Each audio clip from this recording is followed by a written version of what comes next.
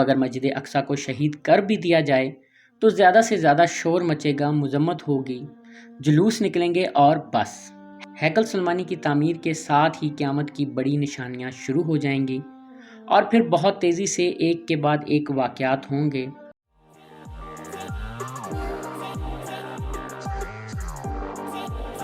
سالوں سے یہ سنتے آ رہے ہیں کہ صہیونی ایک سرخ رنگ کی گائے کے پیدا ہونے کا انتظار کر رہے ہیں تاکہ اسے یروشلم میں جبل الزیتون پر قربان کر کے جلایا جا سکے۔ اس کے بعد مسجد اقصی کو شہید کر دیا جائے گا اور سنہرے گنبد یعنی کعبۃ الصغریٰ کو گرا دیا جائے گا اور ان کی جگہ ہیکل سلیمانی کی ایک بار پھر سے تعمیر نو ہوگی۔ سالوں سے اس گائے کی تلاش جاری تھی جو مخصوص خصوصیات کی حامل ہوگی۔ وہ کیا خصوصیات ہوں گی اس کا ذکر ہم اس ویڈیو میں کریں گے۔ ایسی ہی خصوصیات کی گائے کو امریکی ریاست ٹیکساس میں ستمبر 2022 میں تلاش کر لیا گیا تھا۔ ٹیکساس اپنی سرخ رنگ کی گائے کی وجہ سے پوری دنیا میں مشہور ہے اور اس طرح 5 مخصوص خصوصیات کی حامل گائے تلاش کر لی گئی تھیں اور انہیں خفیہ طور پر فلسطین بھی پہنچا دیا گیا تھا۔ جبل الزیتون پر 12 سال پہلے ایک جگہ خرید لی گئی تھی جس پر قربان گاہ بھی تیار ہو چکی ہے، جہاں گائے کو قربان کیا جائے گا اور اس کے بعد اسے جلایا جائے گا۔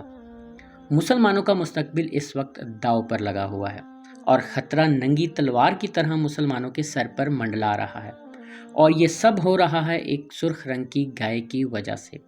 ایک پرانی صہیونی روایت ہے کہ صہیونی لوگ دوبارہ غزہ واپس آئیں گے اور حضرت سلیمان علیہ السلام کا 3rd ٹیمپل دوبارہ تعمیر کیا جائے گا اور ساری دنیا پر یہودیوں کا پھر سے قبضہ ہو جائے گا۔ یہودیوں کے مطابق ان کی کتاب میں جیسا کہ زبور اور تورات میں درج ہے، وہ جانور یعنی گائے کچھ خاص قسم کی خصوصیات کی حامل ہوگی۔ اس جانور کی قربانی کے بعد یہودیوں کا پھر سے دنیا پر قبضہ ہوگا اور وہ پوری دنیا پر حکومت کریں گے۔ اس جانور یعنی گائے میں جو خصوصیات ہونی چاہیے وہ کچھ یوں ہیں کہ وہ مکمل طور پر سرخ ہوگی، اس کے جسم پر کوئی بال نہیں ہوگا، اور تو اور اس کے پاؤں جسے کھر کہتے ہیں وہ بھی لال ہوں گے، اور سب سے اہم شرط یہ ہے کہ قربانی کے وقت اس کی عمر 3 سال ہونی چاہیے۔ بہت دہائیوں سے صہیونی ایسے بچڑے ڈھونڈ رہے تھے جو ان خصوصیات کے حامل ہوں، اور سر توڑ کوششوں کے بعد آخرکار ان بچوں کی تلاش ختم ہو گئی اور ٹیکساس سے یہ بچڑے مل گئے، اور ان کو بہت خفیہ طریقے سے ٹیکساس سے اسرائیل لایا گیا، اور یہودیوں کے حساب کے مطابق ان بچوں کی عمر اپریل 2024 میں 3 سال ہو جائے گی۔ اب آتے ہیں اصل کہانی کی طرف۔ یہودیوں نے اپنا 3rd ٹیمپل مسجد اقصی کی جگہ بنانا ہے، تو بنیادی طور پر 3rd ٹیمپل کے بنانے کے لیے مسجد اقصی کا گرانا ضروری ہے، کیونکہ یہ اسی جگہ تعمیر ہوگا جہاں مسجد اقصی اس وقت موجود ہے۔ لیکن یہودیوں کے عقیدے کے مطابق ابھی وہ پاکیزگی کے اس درجے تک نہیں پہنچ پائے جو ٹیمپل کی تیاری کے لیے ضروری ہے۔ اب اس درجے کی پاکیزگی کیسے حاصل ہوگی؟